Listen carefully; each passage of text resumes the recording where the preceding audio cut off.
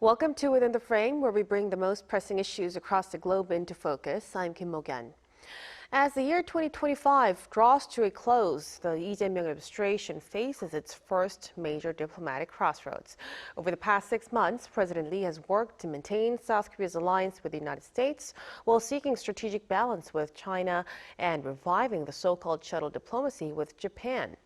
From breaking diplomatic customs to navigating sensitive historical and security tensions, his government has moved quickly to shift Korea's foreign policy direction.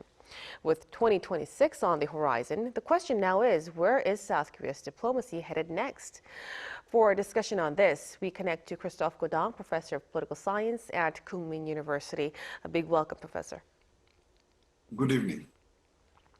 And also joining us is Dr. Kim Mok-yeon, senior researcher at Gyeongsang National University Korea Social Sciences Research Institute. Good to see you. Very much for having me. Thank you for joining us. So let's start a discussion with Professor Gaudin. We know for a fact that President Lee Jae Myung has emphasized pragmatic, national interest-first diplomacy in his first year in office. So given how quickly the global landscape is changing right now, what is the significance of improving South Korea's ties with key regional neighbors like China and Japan?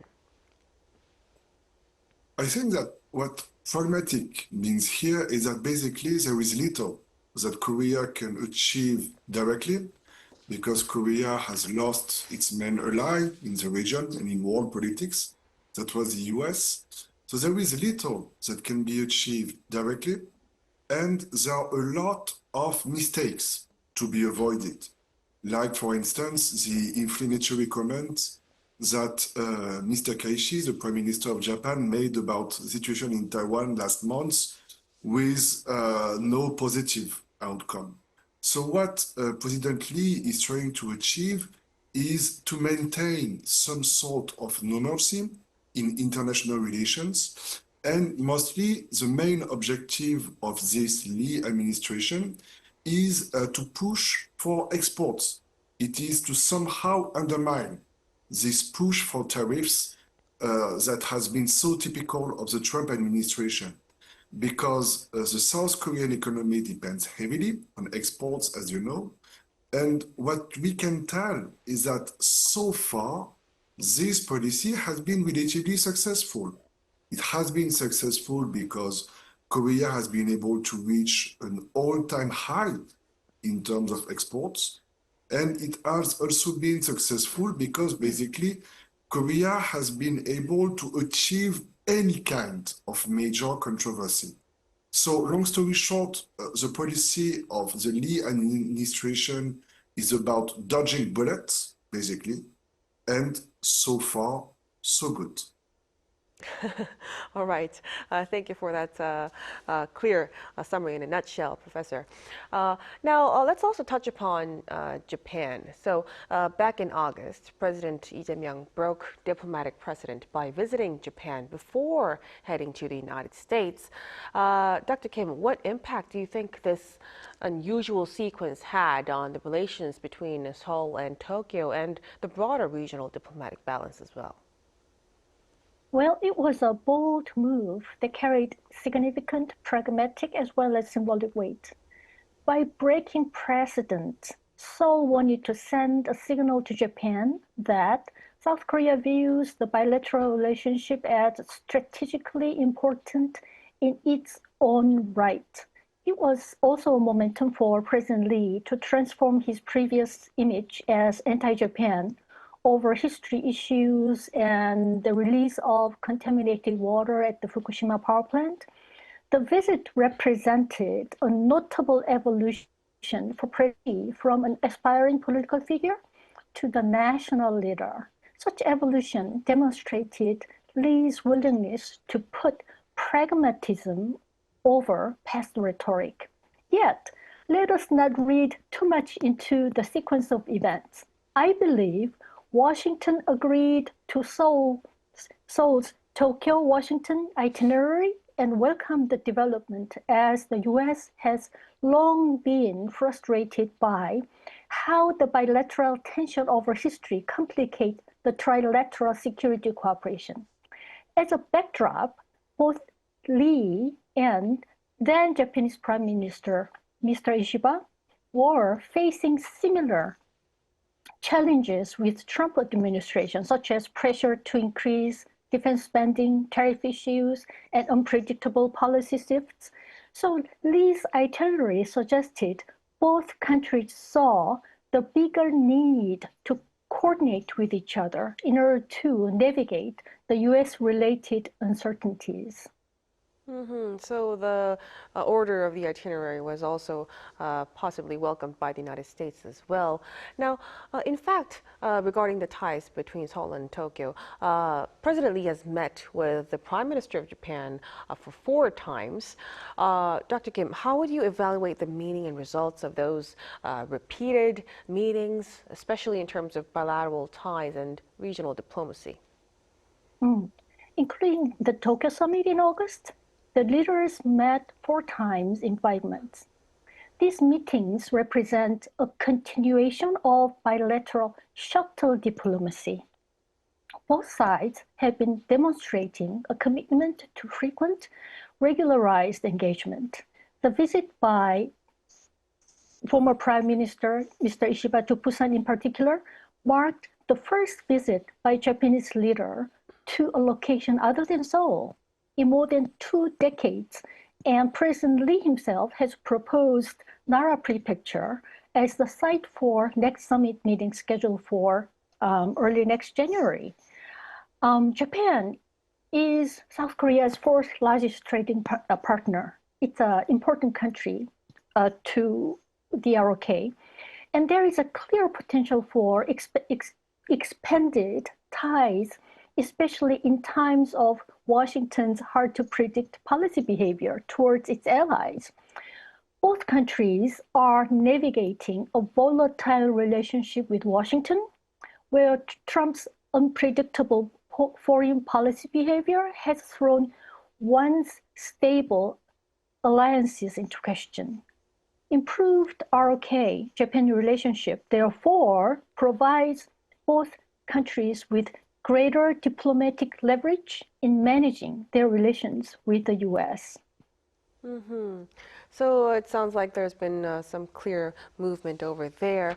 Now, let's shift our focus a little bit to China now. President Lee has worked to improve ties with Beijing, taking a different approach from the previous administration. So over the past year, Professor Gaudin, what would you say was the most significant development in terms of Korea-China relations?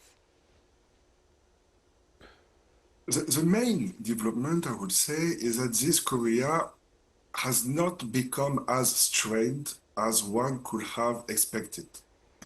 In fact, as you know, during this unfortunate martial law episode last year, there were many conspiracy theories that former President Yoon weaponized in order to justify his martial law, so targeting China explicitly.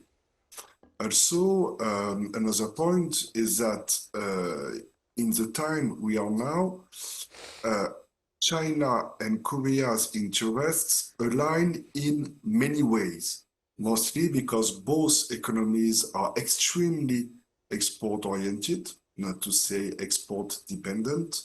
And so both of them could have been very badly hit by President Trump's tariffs. So now what President Lee has been trying to do with China is basically very similar to what he's been doing with all other countries all over the world with this pragmatic approach of his. He has tried to move away from political and ideological issues, which is why, contrary to Mr. Takahashi, for instance, he hasn't discussed the case of Taiwan. And mostly he has tried to focus on economic issues. And so in order to do so that's the objective, if you like. But in terms of method now, what is interesting is that during this APEC summit, so that took place about a month ago, a little more, the first thing that is remarkable about this summit is that it took place. It happened, and it wasn't a disaster. So some channels of communication are maintained. But as no global agreement could be reached realistically, Korea has been pushing for a sort of corridor diplomacy that is trying to negotiate with the US directly, with China directly, but also with more middle powers like Australia, for instance, one by one, trying to achieve basically minor settlements just to keep business going. So this sort of policy is successful, and honestly, there is no other line of conduct I could think of in a near future. But it can only be successful, it can only remain successful if no major crisis happens. It can work as long as Korea doesn't have to take stances. So right now, this pragmatism of the Lee administration, I think you could better label it a sort of point-to-point navigation or dodging bullets, as I put it before. It is successful. It has been really remarkably skilled all along, but we still need to see how this approach could be implemented if a major crisis were to break out in East Asia, for instance, in Taiwan. Right. So as for now, it has been quite successful, being stuck in the middle, trying to balance. But speaking of which, we are definitely cautious about any times of crisis. What are your thoughts? What would you advise South Korea if there happens to be an incident? Well, as you know, there has been, because China has been holding military drills near Taiwan over the last days. The problem is relatively simple. In terms of economic interests, China, Korea, Japan align. All of them depend on exports. And so all of them need to push for a more open economic policy that is obviously, again, these tariffs that President Trump has been trying to force all over the world. That being said, the problem with China and the problem with Japan is relatively similar in both cases. In the case of China, there is this Taiwan issue, and the Chinese Communist Party will never give up on Taiwan. And in the case of Japan, the problem is that the Liberal Democratic Party now cannot be expected to take a softer stance on diplomatic issues, because for the moment, this party is losing voters, and it is losing voters to a more radical right-wing populist party that is pushing for a more nationalistic stance. And so in this context, it is necessary for Ms. Takeshi to label herself as a sort of Japanese Iron Lady, a Japanese equivalent, a Japanese counterpart of Margaret Thatcher. She cannot look weak, because in this case, her party would be to lose more voters to this far right-wing competition of hers. So, long story short, China, Korea, and Japan share similar interests, but nationalism in China and in Japan these days has become so intense that it makes both countries relatively difficult to predict. Right, definitely. So we are in a very tough position with varying interests from each parties. So all the more the relationship between the three is very important. And speaking of which, we are expected to for President Lee to actually visit both Japan and China in the early months of the new year. So Dr. Kim, what does the early reactivation of this shuttle diplomacy actually signal in this context? Yes. South Korea's foreign minister indeed announced plans for President Lee's state visit to China early next year and continue shuttle diplomacy with Japan. He is set to become the first sitting South Korean president to travel to China since 2019. Beginning next year, with high-level shuttle diplomacy to both Japan and China, sends a powerful message about President Lee's foreign policy priorities. That is, to demonstrate that Seoul intends to proactively shape the regional diplomatic landscape rather than simply react to developments initiated by Washington and Beijing. I think this is something significant and important. And after intensive engagement with Japan throughout this year, maintaining this pace into the new year prevents any loss of momentum. This is a sign of strong commitment to the promise of shuttle diplomacy between the two countries, and it shows that improved Seoul-Tokyo relations are not that temporary phenomenon, but a sustained strategic commitment that will define Lee's presidency. The fact that Lee would be the first sitting South Korean president to travel to China since 2019 makes this restart particularly significant. It represents a deliberate effort to overcome the chill in relations during the Yoon Suk-yeol administration and signaled Seoul's commitment to balance regional diplomacy. So what's going to happen early next month will be something important to the regional stability and security. Mm-hmm. Definitely. We're all going to look forward to that. But what about Professor Gaudin? What do you think could be expected from these meetings? I have no crystal ball, but I think that most likely they are likely to emphasize economic issues because everything that is ideological or territorial, in particular the issues of Taiwan and Dokdo, are toxic. So for them, eventually these issues will have to be addressed. But for now, nothing that could be said, in my opinion, could be helpful.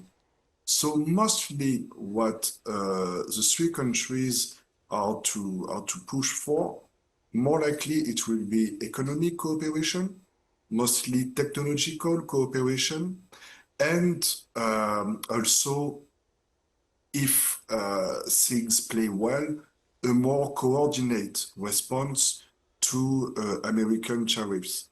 For the moment, for instance, Korea has been able to decrease Trump's tariffs from 25 to 15%. It is probably possible to do better, but not by Korea alone.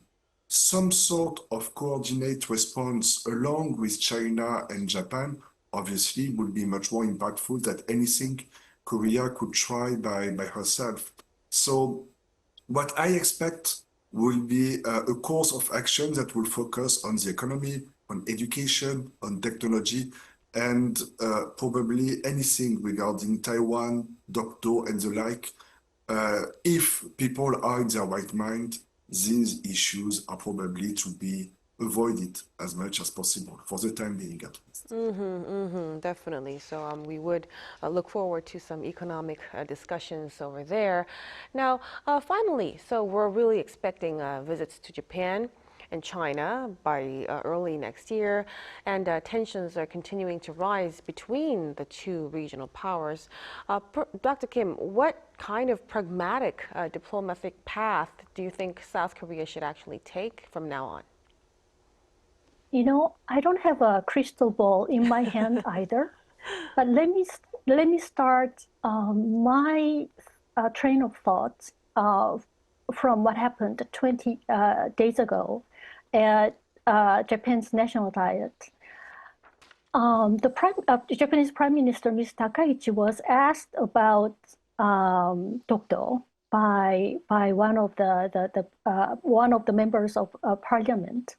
And then she said, Dokdo is Japan's inherent territory. And then she continued that the situation of illegal occupation by South Korea has not changed at all.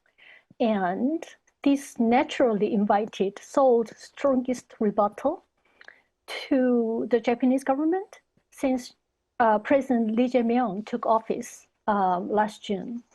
The tension lies in the situation where Dokdo is non-negotiable for South Korean domestic politics. Yet, improved ROK-Japan relations are essential for South Korea's strategic interests. In other words, any perception of weakness on Dokdo can be politically fatal for any political leader in South Korea, while allowing territorial disputes to dominate the relationship can undermine cooperation on security, economy, and regional stability. As for my 2 cents, I think South Korea should continue the two-track approach, that is, separation of historical and territorial issues from forward-looking cooperation, but with explicit understanding of what constitutes acceptable behavior. That would be my advice to the ROK government. And I believe Seoul's response was very appropriate. It was strong, immediate, and unambiguous. The presidential office should continue to issue stern rebuttals to Japanese territorial claims, while making clear these statements will not derail broader cooperation between the two countries. The message should be, we'll always defend our sovereignty forcefully, but we remain committed to bilateral relationship. On the other hand, Seoul should not insist on Japan's complete cease in making Dokdo-related statements. Why? Because it's not realistic. It's not going to have, Japan is not going to stop its claim over Dokdo. Japanese politicians face domestic pressures, just like their Korean counterparts, and such demands will only fail and make Seoul look weak. A very strong note, an important note to conclude our discussion tonight. It's really a tough balancing act, but we have to protect our sovereignty and refrain from crossing each other's line moving forward for the better of each parties. We'll have to conclude our discussion right here. Thank you so much for your insights, Dr. Kim. Thank you for having me. And of course, Professor Gaudin, we really appreciate it. Always a pleasure. And that'll be all from us on Within the Frame. Be sure to tune in again next time as we continue to explore the stories that matter. Till then, stay informed and engaged.